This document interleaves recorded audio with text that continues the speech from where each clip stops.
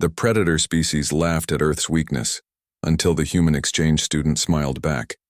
The Galactic Academy's grand amphitheater buzzed with predatory energy as representatives from the hegemony's most feared warrior species gathered for the annual combat symposium.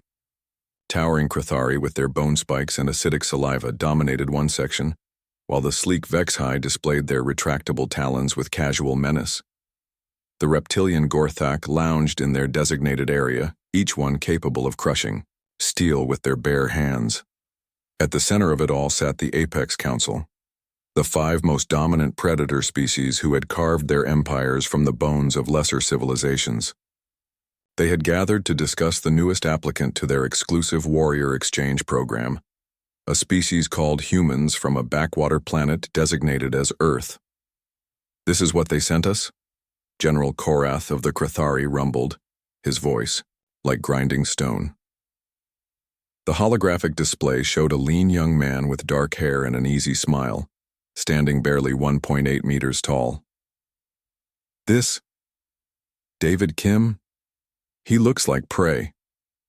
The assembled predators erupted in various forms of laughter, growls, hisses, and chittering sounds that would have terrified most species. The human student sat quietly in the designated observation area, seemingly unbothered by the mockery surrounding him.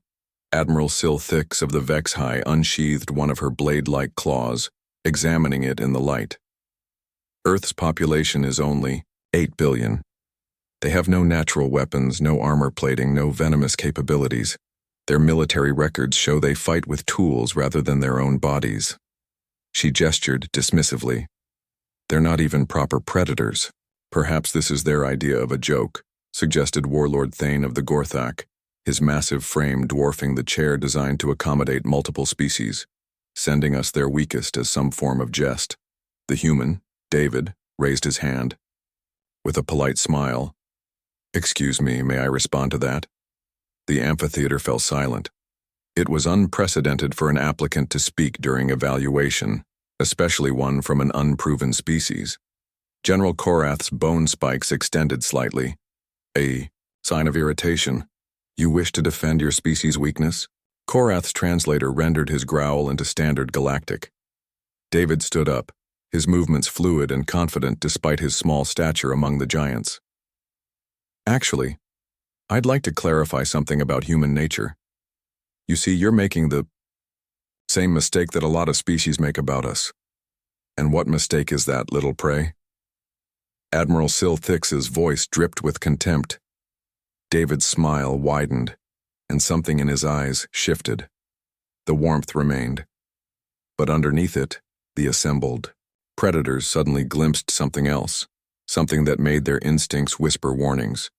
"You assume that being a predator is about having the biggest claws or the strongest bite," David said, walking slowly toward the center of the amphitheater.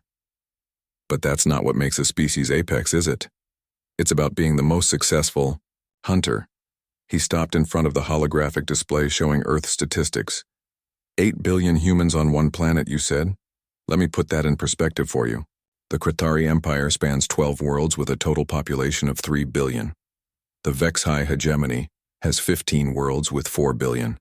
The mighty Gorthak Dominion, 20 worlds, 5 billion citizens. The predators shifted uncomfortably as David continued, his voice remaining conversational but carrying an edge that seemed to cut through the air. Humans spread to over 300 worlds in just 2 centuries after discovering FTL travel. We currently have a galactic population of 2 trillion and growing. We didn't conquer these worlds. We were invited. Other species actually request human presence in their systems.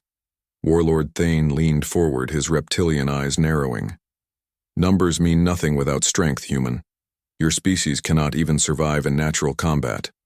David's laugh was genuine, and somehow that made it more unsettling. "Natural combat? You mean like the siege of Kepler 7th, where 300 human marines held off 10,000 Bloodclaw raiders for 6 months? Or the Vegan campaign, where human weakness led to the surrender of the entire savage fleet without firing a shot?" "Propaganda," snarled General Korath, but his bone spikes had retracted slightly. "Is it? David pulled out a small device and projected new images into the amphitheater. These are from your own military archives, General. Shall we discuss why the Krathari? High Command specifically requests human tactical advisors for impossible situations? The images showed battle after battle where human forces had achieved victory against overwhelming odds, not through superior firepower, but through tactics that seemed to defy conventional military wisdom. You see? David continued, his smile never wavering. You're right about one thing. Humans aren't natural predators in the traditional sense. We don't have claws or venom or natural armor, but we have something else. Something that makes us the most dangerous hunters in the galaxy. And what is that? Admiral Silthix asked, though her voice had lost some of its earlier mockery. David's expression grew thoughtful, almost philosophical. We're persistence hunters. Do you know what that means? It means when we decide something is prey, we never stop hunting it. Ever. He gestured to the assembled predators.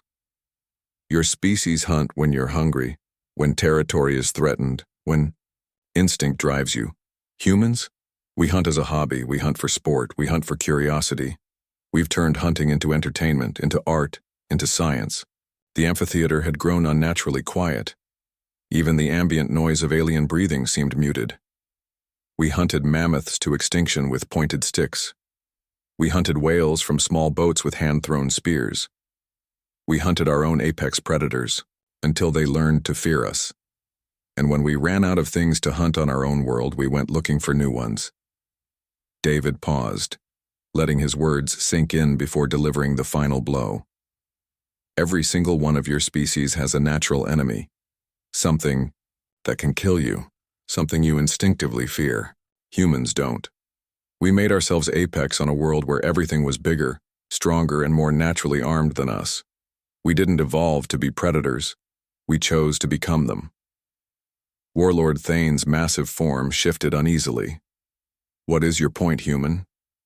David's smile returned, bright and friendly and absolutely terrifying in its sincerity. My point is that you invited me here to see if humans belong among the galaxy's apex predators, but you're asking the wrong question. He looked around the amphitheater, making eye contact with each of the council members in turn. The question isn't whether humans are predators. The question is, what happens to predators when they become prey? The silence stretched for long moments. Finally, General Korath spoke, his voice subdued. What do you mean? David's expression grew almost pitying. General, your species has been the apex predator in your region of space for 3,000 years. You've grown comfortable, confident in your strength, but you've forgotten the most important rule of being a predator, which is, always check if something is hunting you.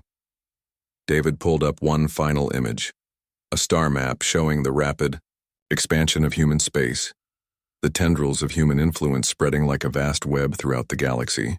Humans have been studying you for 50 years. We know your military capabilities, your economic weaknesses, your cultural pressure points. We've been invited into your territories, welcomed into your cities, trusted with your secrets. We've learned everything about you. The assembled predators stared at the map, seeing for the first time the pattern that had been invisible to them, how human space had quietly surrounded, infiltrated, and isolated each of their empires. And you want to know the beautiful part? David's smile was radiant. You invited us in. You asked us to come. Every single expansion of human space was requested by someone else. We've never had to fire a shot in conquest because our prey keeps walking into our web voluntarily. Admiral Silthix found her voice first. What do you want from us? David looked genuinely surprised by the question. Want? Nothing. We're quite happy with the current arrangement. You provide us with fascinating subjects to study, territories to explore, and challenges to overcome. We provide you with the technological and tactical innovations that keep you competitive with each other. He paused, his expression growing thoughtful. Though I suppose there is one thing we want. What? David's smile became almost fond, like a pet owner looking at a favorite animal. We want you to keep being exactly what you are, the galaxy's apex predators, proud and strong and confident. It's so much more interesting that way. The realization hit the assembled council like a physical blow. They weren't the predators in this scenario. They never had been. They were the ecosystem, and humans were the gardeners, carefully cultivating and maintaining them for purposes they were only beginning to understand. General Korath's voice was barely a whisper. "How long have you been planning this?" David checked his chronometer with the casual gesture of someone keeping track of a lunch appointment. "Planning? General, we're not planning anything. This is just what humans do. We see something interesting, and we study it. We understand it, and then we find a way to make it useful."